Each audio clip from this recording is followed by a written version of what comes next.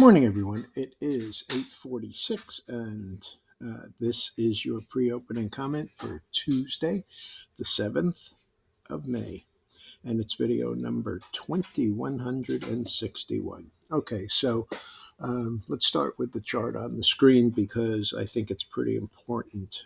This is the silver, and as you can see, it is doing something that I continuously point out, especially when I think that there has been a change in trend, and that is a breakout above previous supply, a rally, and then a consolidation above the breakout. $26 was, where this went to die over and over and over again. So now let me open it up a little further so you can really see what happened here. Okay, so we had the highs around $30, and then we broke to the downside, and now we've consolidated essentially for what has been 4 years. And while the gold made new all-time highs, as did the copper, uh, the silver did not. The high on silver is well over $50. But this last several weeks, this is a weekly chart. The last 6 weeks have been all above 26. It never even got to the round number. Came down last week and got as low as 26 and a quarter, and then started right back up this week. So last week's high was 27.73 and a half. So far this week's 23.75. So we have a slightly higher high. It looks like we're going to roll back to the upside on the 5-week. All of the rest, the 200, the 100, the 50, and the 20, all rolling to the upside. And also very important, in the pullback down here, the consolidation, you can't use this week because it's only a day old. But as you can see, the trend in the volume has been lower. MACD not getting excessive. Excessive would be, up here around the 189. Currently, we're 126. So that's what I'm looking at there. As far as the rest of the futures, they're mixed, doing really absolutely nothing. Grains are slightly lower, oil is slightly lower, nat gas is down 2 pennies. As I said, the gold is down 760, but the silver is only down 3 cents. Cotton and sugar higher, coffee lower, cocoa continues higher. As far as the stock futures, the Dow is currently up 37, down 16 in the NASDAQ, and up 4 in the S&P.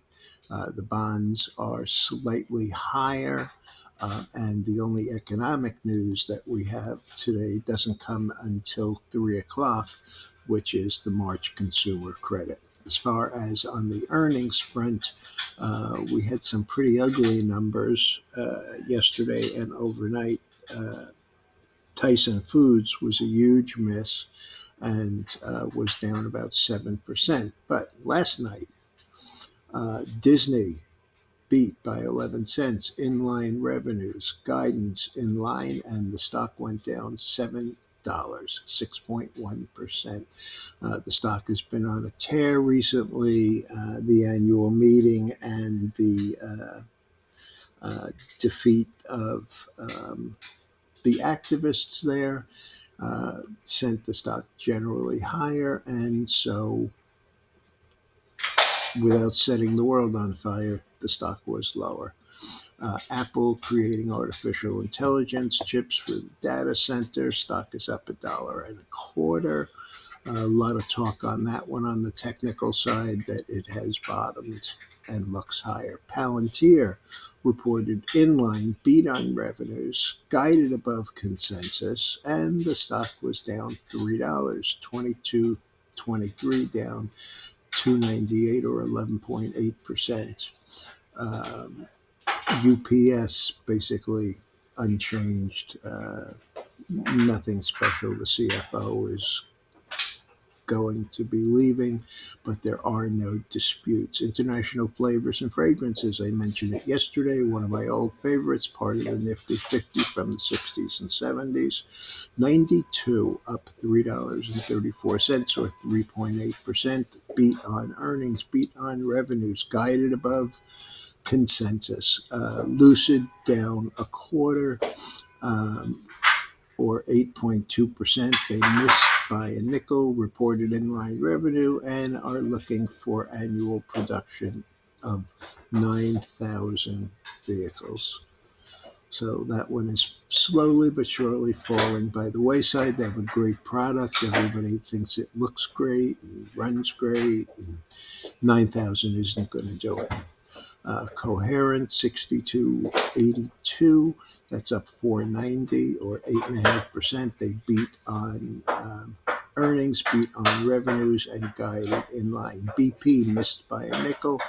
The stock is 38.19, down 85 cents or 2.2%. Target upgraded to buy at Citi, that's 160.86, up 251, and Gap Stores 22.84, up 63, also upgraded.